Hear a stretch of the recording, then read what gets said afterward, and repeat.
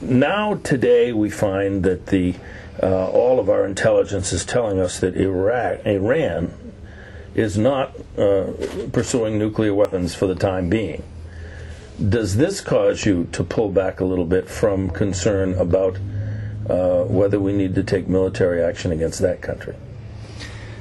Well, all of my previous statements were that we cannot allow Iran to have nuclear weapons, but I have heavily emphasized that I thought we had many options that we needed to pursue before that we would seriously contemplate military action against Iran. And I went through the sanctions, the League of Democracies, how we could join together with other nations and have to go around the Security Council because China in blocking significant and effective action. I'm talking about trade, diplomacy, economic, etc., against Iran. So I still think Iran is a threat in the region because of their sponsorship of terrorist organizations such as Hamas and Hezbollah.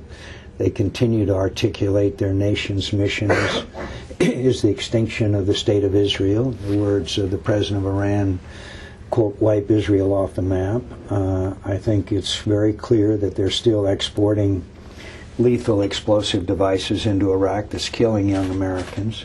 So I still think that they are a repressive, oppressive government bent on the destruction of the State of Israel, and I continue to be concerned about them. But maybe a larger question here is, what is it that caused us to dramatically reverse our intelligence estimate from 2 years ago? That's what I think is going to be interesting in the next few days and weeks, as to what was this new information that caused a rather significant reversal in intelligence estimate. And finally, because I served on this Weapons of Mass Destruction Commission, which was convened to investigate why we made such terrible mistake in the estimation of whether Saddam Hussein had weapons of mass destruction or not. And I can tell you many things I learned from that, serving on that commission, but the main thing is that our intelligence capabilities are not good, particularly in the area of human intelligence. It's very good technologically. We got satellites and we've got ways to intercept things, but human intelligence, which is really still not where we want it to be. And second of all, it reads like a bad novel. This guy Curveball, who the Germans were holding, who gave us information which was patently false, which even after we said that he's discredited, his information continued to wash around the intelligence community. I mean, it's... So why are we so bad at it? We're educated people, sophisticated people to some extent. Why can't we get that one straight? I think our failure in human intelligence has got to do with our inability to or our lack of zeal for recruiting and training people who can go into these parts of the world and go into the culture, particularly the Middle East, and be effective. Many of our embassies in the world, the human intelligence still consists of people sitting inside the embassy waiting for someone to come in and give them information.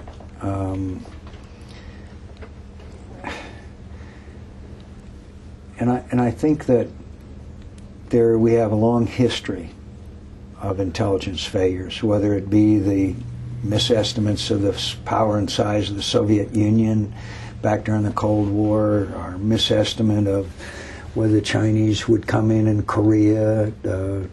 We could go all the way back to our history, our failure to appreciate Pearl Harbor was going to take place. We've never been very good at intelligence. The best probably was the OSS under this guy Wild Bill Donovan in World War II, which was basically a rogue agency that we encouraged to do whatever they felt they needed to do, and they did it rather effectively, particularly operating behind enemy lines. It's not a well-known story by most Americans. Maybe we ought to have another agency somewhere in the intelligence community where we have some really smart people and some people with good ideas and thoughts to be involved in some of these efforts. We have now, I guess it's 16 or 18 agencies that... Probably too many. Yeah. Well, it could very well be, but there's got to be one or two bright people in that group. Yes. And I just want to understand what you're saying. We know now that our bright people were wrong about weapons of mass destruction in Iraq in 2003. Yeah. And you're saying, if I understand correctly, that you have some suspicion they may be wrong in the other direction now about Iran not... No, I have no...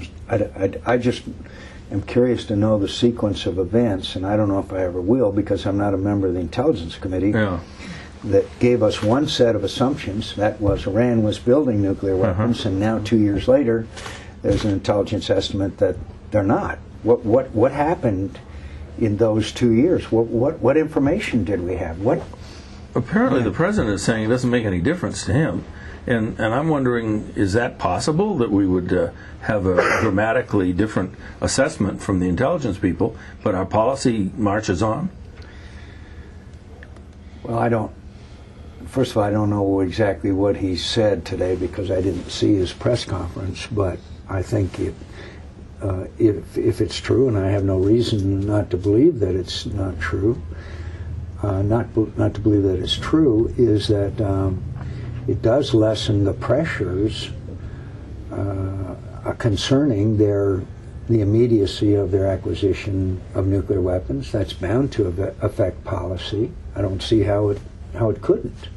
Well, Ahmadinejad got elected, not by much, and could, I suppose, get unelected at some point in the future, and we might see a change in the policy or some more openness. I mean, you're not saying that we're on the verge then of the need to take a military approach to this right now. I never did. I said we needed to exhaust. I didn't say you did. I'm just asking you. Right. Yeah. But because there are some that are... My policy hasn't changed. I said we need to exercise the diplomatic, economic, etc. My specific recommendation, we have a League of Democracies, European nations, and I'm very pleased that President Sarkozy of France has taken a very big role in this to impose financial sanctions as well. Their economy's not good, as you know. And right now there's European financial institutions that are extending unlimited lines of credit.